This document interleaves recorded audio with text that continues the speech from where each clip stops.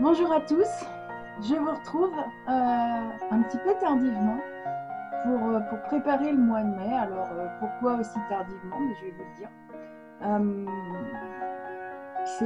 la météo n'est vraiment pas motivante du tout et j'ai pas encore commencé le mois de mai. Je me suis mise en mode cocooning d'hiver et puis j'ai laissé passer ce temps avec un thé,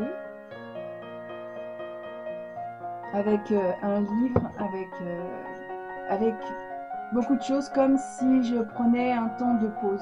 Vous voyez, c'est euh, c'est assez spécial, c'est assez curieux, mais c'est vrai que le temps qu'on a, et encore, je suis quand même parmi ceux qui sont bien lotis, a une tendance à nous baisser le moral. Et c'est vrai que, enfin, pour ceux qui sont solaires, j'entends, c'est vrai que ça a tendance à nous foutre un peu le moral en l'air. Et c'est très dommage. Moi, en tout cas, j'arrive pas à lutter contre ça. Au mois d'avril, on avait parlé de la gâte-feu. Alors, je ne sais pas si vous l'avez porté. Moi, je l'ai porté en partie, pas forcément tout le mois, euh, parce que j'ai été attirée par d'autres pierres. Et je me suis laissée guider par mon intuition. Voilà, donc j'ai porté autant une citrine que sur la fin du mois, un œil de tigre. C'était des pierres qui étaient aussi conseillées pour se réancrer.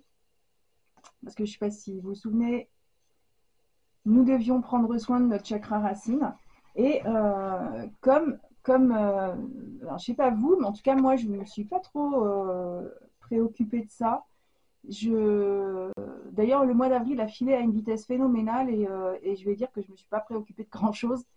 J'ai je ne sais pas, c'était un petit peu, je ne sais pas comment je pourrais donner un résumé à ce mois d'avril. Bon, pluie, ok, ça c'est.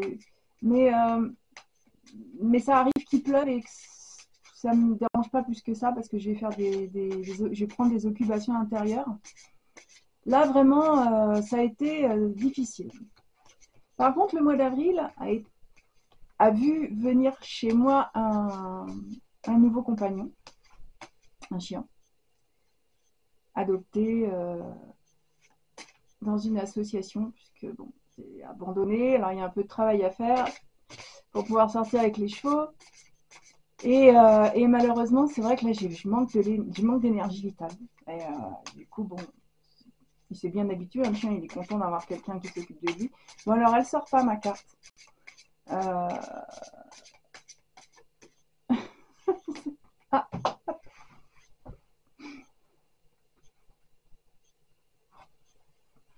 le chakra du cœur. Mauvais moment. Je te le fais pas dire. Voilà la carte. Elle est intrigante. J'ai envie d'en savoir un petit peu plus. Pas vous? Le chakra du cœur. Ça, c'est parce que j'ai pas pris soin de mon chakra racine et que maintenant, il va falloir que je redébloque absolument tout de partout.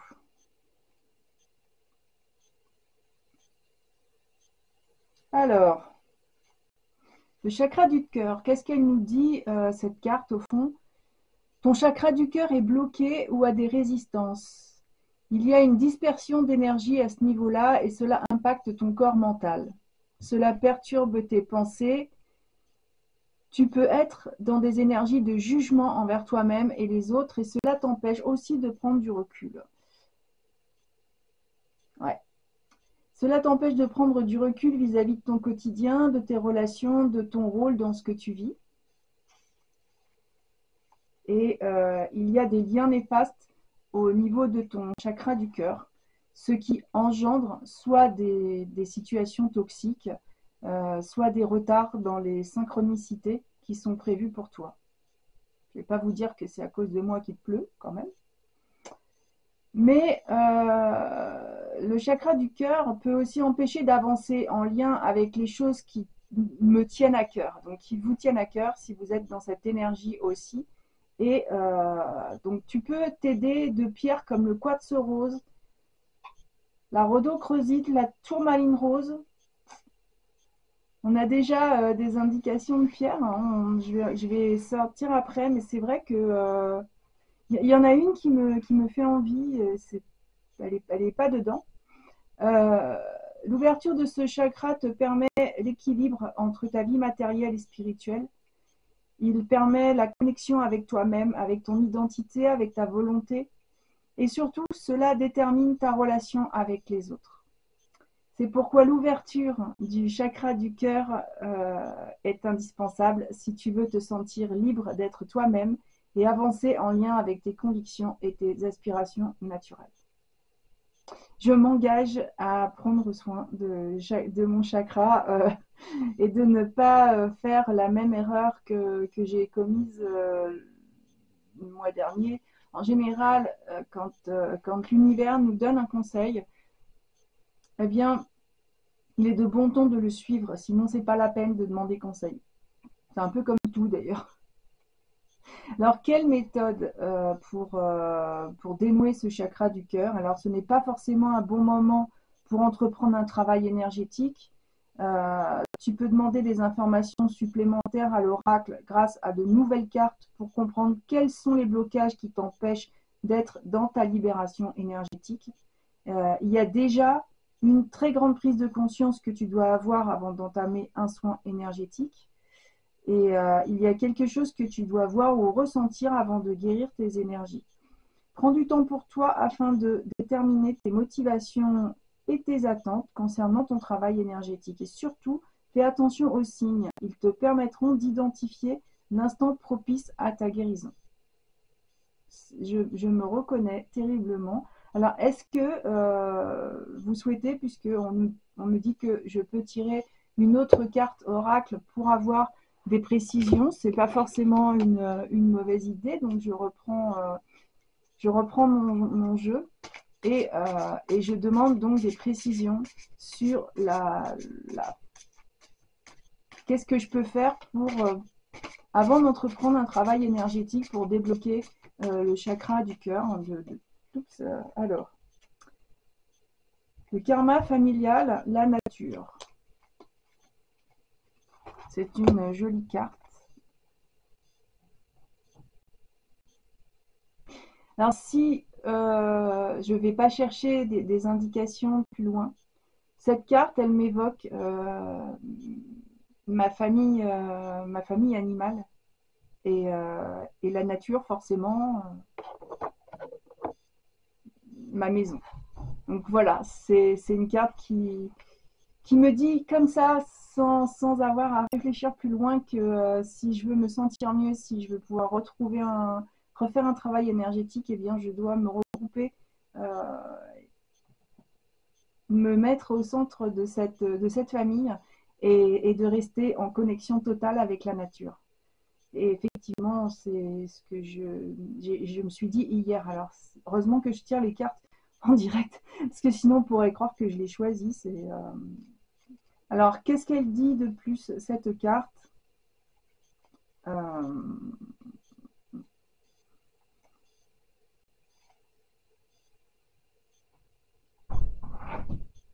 Karma familial.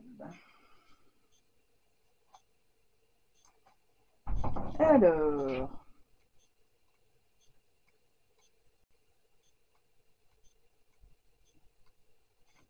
le karma familial. Tu es aujourd'hui bloqué par des mémoires qui ne sont pas les tiennes. Tu portes en toi un blocage familial. Cela peut être des mémoires parasites ou des peurs de tes parents comme de tes aïeux. Tu dois te libérer de ces mémoires pour cesser des schémas qui se répètent de génération en génération. Aujourd'hui, tes énergies et tes chakras sont perturbés par des mémoires ancestrales en lien avec les blessures de tes ascendants. En travaillant sur ce poids familial, tu vas pouvoir te reconnecter avec ta mission de vie et avec ta véritable nature. C'est intéressant ça.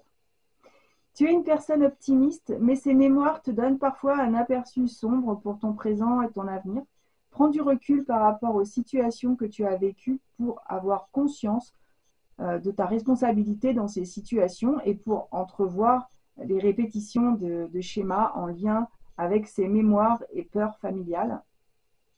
En te libérant de ce karma familial, tu vas créer un nouveau cycle de vie pour toi et pour ta descendance. Cela va te permettre de créer un nouvel air frais dans tout ce que tu entreprends et dans tes relations avec les autres.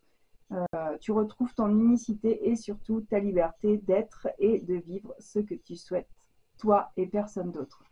C'est curieux parce que j'en discutais avec quelqu'un il y a peu qui me disait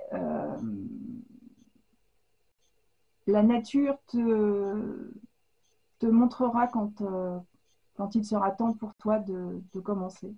Bah, c'est exactement ça. Alors, quelle méthode? Ah, il n'y a pas une méthode, mais bon. Tu dois passer des moments en pleine nature. Ouais. Tes énergies ont besoin de la nature pour être positives et pour que tu conserves un taux vibratoire suffisamment haut. On t'invite à passer le plus de temps possible en pleine nature. Cela va te permettre de te connecter avec toi-même et de renforcer tes capacités et compétences spirituelles. Ton âme est très connectée à la nature et c'est l'élément principal pour mettre en lumière tes énergies positives et ta force intérieure. Alors, vous m'avez vu tirer la carte. Je ne peux donc pas, ce n'est pas du tout truqué. Et c'est vrai que c'est exactement ça. Je l'ai dit moi-même, j'ai besoin de nature, besoin de ne pas passer du temps spécialement devant un ordinateur, mais de retrouver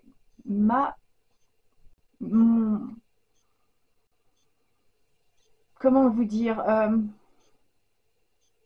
pour moi, il y a vraiment quelque chose qui s'est passé. J'ai une connexion profonde avec le monde animal, et effectivement, oui, j'ai besoin de la nature. Je m'en étais aperçue déjà ces derniers temps. Et alors, par contre, des blocages familiaux, ben, je vais faire comme tout le monde. Je vais prendre un papier, un crayon, puis je vais me poser la question. Il n'y a pas de question idiote, jamais. Et hop là, et ben la pierre, elle est sortie comme un V2.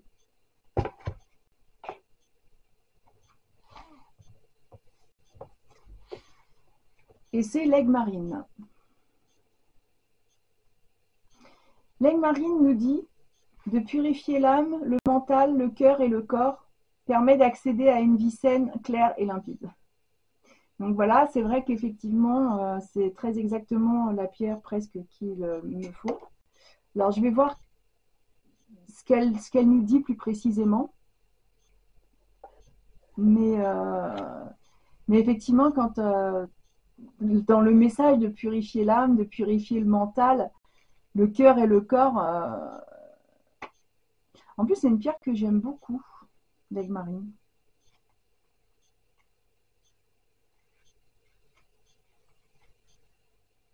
Et que nous dit-elle de plus? Dans certaines traditions spirituelles, il est recommandé de cultiver les vertus. Cependant, comment passer de la colère, du ressentiment, de l'avidité et du mensonge à la paix, au pardon, au détachement et à l'honnêteté?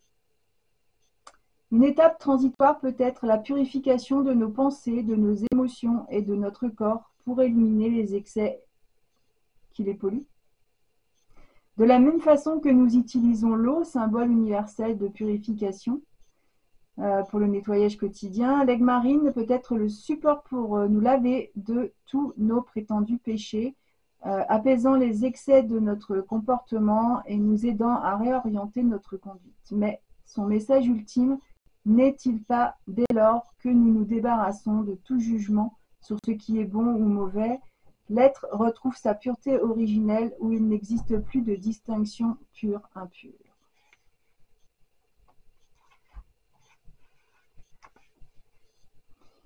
Alors, je ne crois pas en avoir. C'est une pierre que j'ai porté beaucoup à une époque, mais que je n'ai plus, eh bien, je vais m'offrir ce cadeau et, porter cette pierre parce que là, vraiment, elle me parle énormément, tant par sa couleur que par son message. Je trouve qu'elle correspond bien avec les cartes qu'on a tirées sur le karma, sur le chakra du cœur. Alors, le chakra du cœur, les couleurs sont plutôt roses et vertes. Donc, en attendant de la recevoir, je vais porter la pierre que j'ai, que je souhaite avoir, qui est une pierre qui est rose et noire, qui est la rhodonite. Donc, je vais faire ça en attendant et me commander cette aigue marine. Alors, pour ceux qui m'ont posé la question, c'est vrai qu'on me demande souvent où je trouve mes pierres. C'est pas forcément évident de trouver des pierres de belle qualité et tout simplement, j'ai pris le site de ces cartes oracles que j'aime bien, et donc en fait c'est Cristal Essence, cristalessence.fr. Voilà.